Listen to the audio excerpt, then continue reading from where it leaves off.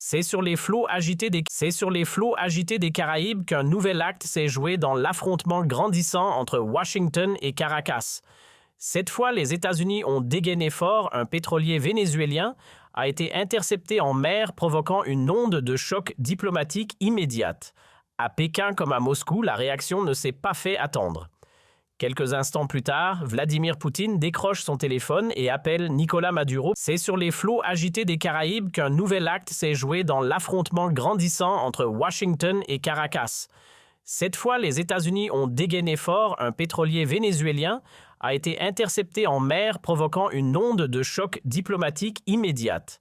À Pékin comme à Moscou, la réaction ne s'est pas fait attendre.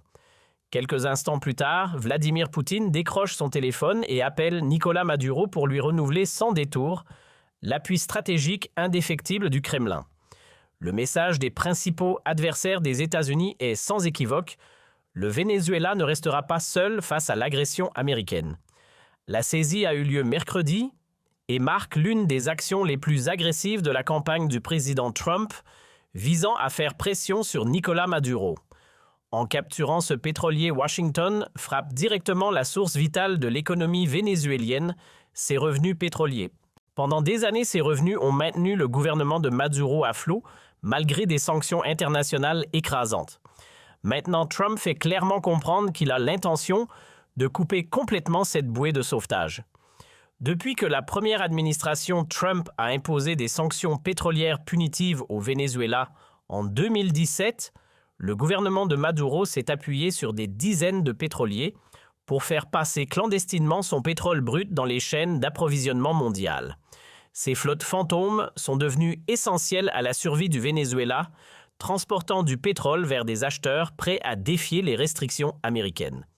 Sans ces opérations secrètes, l'économie vénézuélienne se serait effondrée il y a des années. La réponse de la Chine est arrivée rapidement et de manière tranchante. Lors d'un briefing quotidien vendredi, le porte-parole du ministère des Affaires étrangères, Guo Jiakun, n'a pas mâché ses mots. La Chine s'oppose fermement aux sanctions unilatérales illégales, a-t-il déclaré. Pékin a condamné ce qu'il a appelé une juridiction à bras longs qui ne repose sur aucune base de droit international et ne bénéficie d'aucune autorisation du Conseil de sécurité des Nations Unies. Le message était limpide. Washington agit comme juge, jury et bourreau sans aucun mandat légal.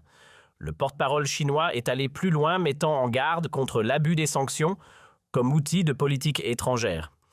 Pékin a appelé toutes les parties à respecter les principes de l'économie de marché et de la concurrence loyale.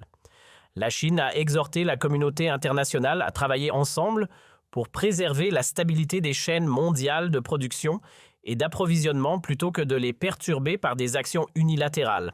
Pour Pékin, les sanctions américaines représentent un précédent dangereux qui menace l'ensemble du système commercial mondial.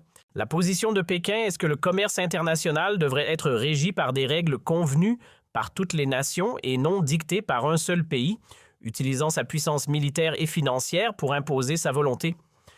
La saisie du pétrolier vénézuélien du point de vue de la Chine est exactement le genre de comportement hors la loi qui mine la stabilité mondiale. Ce qui est intéressant ici, c'est que la Chine ne se contente pas de défendre le Venezuela.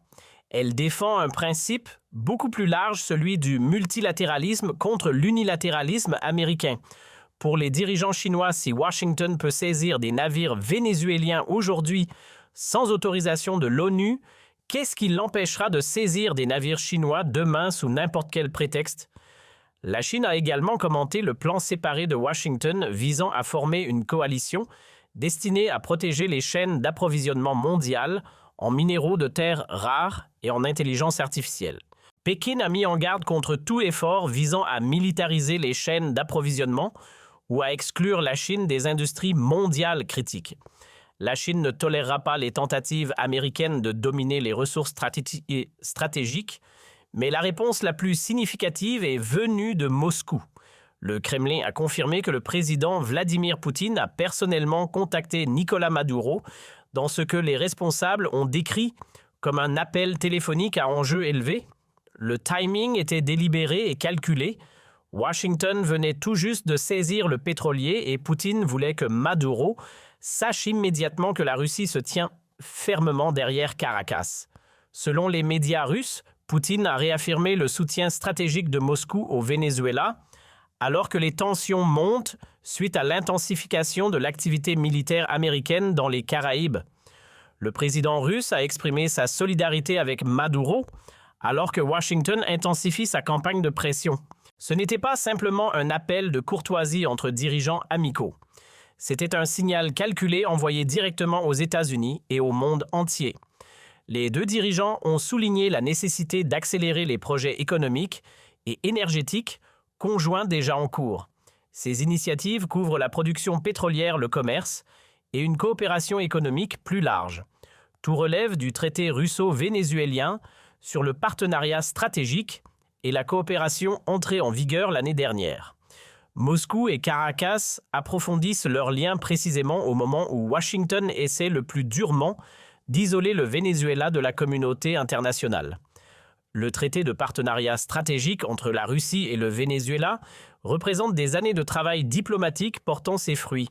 Selon ces termes, les deux nations s'engagent à soutenir mutuellement leur souveraineté et leur intégrité territoriale. Elles conviennent d'élargir la coopération en matière de défense, d'énergie, de finances et de commerce. Pour le Venezuela, le traité fournit une bouée de sauvetage cruciale. Pour la Russie, il assure un point d'ancrage stratégique dans l'hémisphère occidental.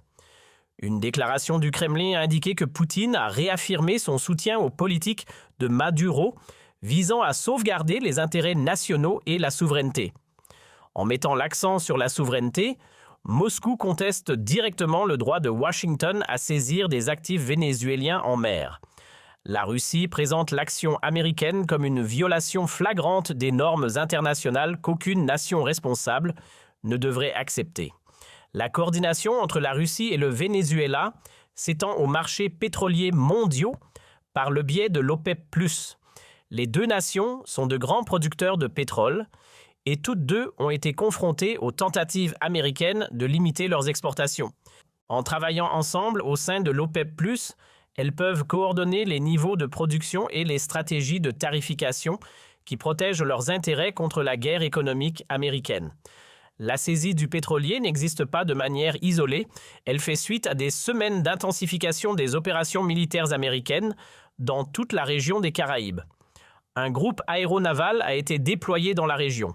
Un sous-marin nucléaire rôde sous les vagues. Des dizaines de frappes ont été menées contre des navires que Washington prétend impliquer dans le trafic de drogue. Le schéma suggère une campagne coordonnée de pression maximale.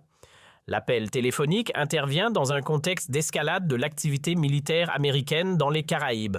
Les États-Unis ont effectué plusieurs frappes dans la région, affirmant cibler des réseaux de cartels de drogue prétendument liés au Venezuela.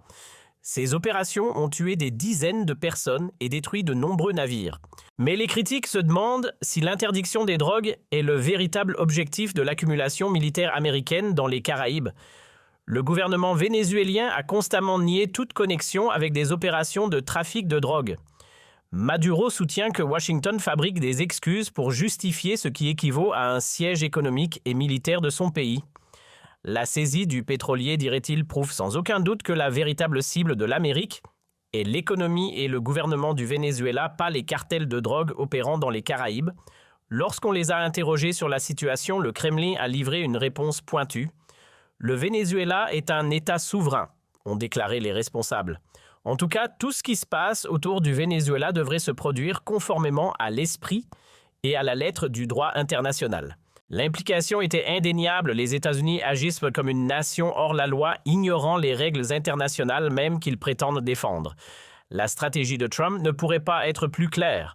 En saisissant des pétroliers et en appliquant les sanctions de manière agressive, Washington espère étrangler l'économie vénézuélienne jusqu'à ce que le gouvernement de Maduro s'effondre de l'intérieur. Les revenus pétroliers sont la clé de tout. Sans eux, le Venezuela ne peut pas payer ses factures, ne peut pas importer des biens essentiels et ne peut pas maintenir la loyauté des militaires et des personnalités politiques qui maintiennent Maduro au pouvoir. Ce qui émerge, c'est une réponse coordonnée des trois adversaires les plus importants de l'Amérique. La Russie fournit un soutien militaire et énergétique. La Chine offre un poids économique et un soutien diplomatique. Le Venezuela se dresse comme l'État de première ligne résistant à la pression américaine dans l'hémisphère occidental. Ensemble, ils construisent une alternative à l'ordre international dirigé par les États-Unis, qui domine depuis la guerre froide. Le Venezuela offre à la Russie quelque chose d'inestimable, un point d'ancrage stratégique dans l'arrière-cour de l'Amérique.